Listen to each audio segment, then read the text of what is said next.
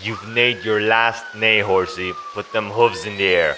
This is Horse. We caught him in the back alley dabbling in high explosives. Explosives? He's a horse. How bad can he be? I know this game's intended for casual players, but let's be honest here, Nintendo, was it really necessary to make me feel a horse? My party members are easily outclassed, and at this point, I'm just a sidekick in his story. But what about this horse makes it such an unstoppable force of nature? I mean, sure, he's cute, but somehow he's also casually rewriting the laws of combat. First of all, he has a large list of assist skills that show up randomly during battle.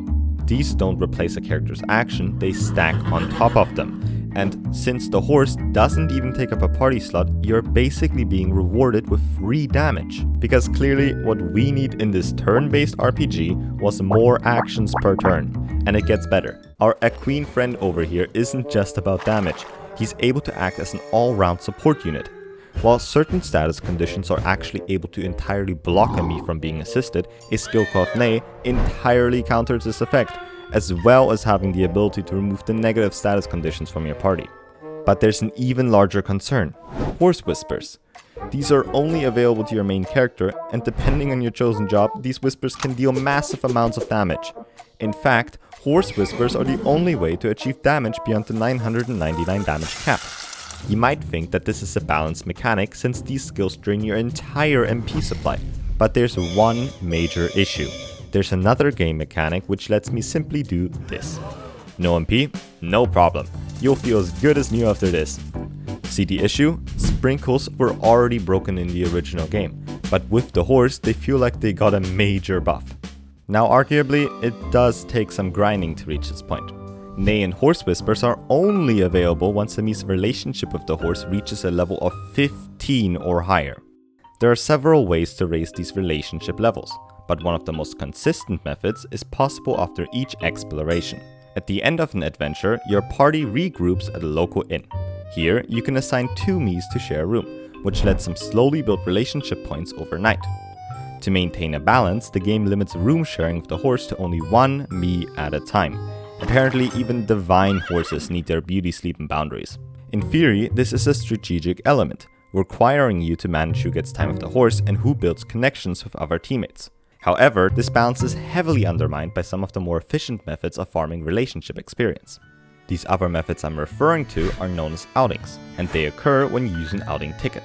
Each outing is limited to 2 Miis, or when using a horse outing ticket, to 1 Mii and the horse. But I'll get into why this whole just 1 Mii thing barely limits the player in a minute. You can snag outing tickets in a few different ways, but hands down the most entertaining method is through the roulette wheel. Every so often, the game tosses you a prize ticket, which lets you spin for one of 4 rewards.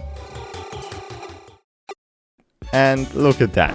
Wait, what's this doing here? Alright, speaking of rewards, subscribing to me basically counts, doesn't it? But seriously, I'd really appreciate it if you left a like and subscribed. Okay, sales pitch over. Anyway, the roulette categories are randomized so they can take up different amounts of space on the board. While no single category is technically better, one of them can give you outing tickets. The main issue here is that the game doesn't force you to spend your prize tickets right away. That means you're free to hoard a large number of them. Once you got a nice little pile, just wait until you get a roulette layout where outing tickets take up most of the wheel. Then unload all your prize tickets once, break in the outings and power level your Mii horse bromance in record time. And remember that limitation we talked about, where you can only take 1 Mii at a time on a horse outing? Yeah, that sounds like an issue, but it really isn't. You could spread your outing tickets evenly across your party like a responsible and balanced player, but there's one important exception that causes players to prefer the latter. Eventually, everyone gets booted from your party. Yep, after each world, your Miis vanish and you're left rebuilding bonds with a new crew. But the horse? Oh no, he's here to stay. So naturally, you're going to invest all those juicy horse outing tickets into your main hero.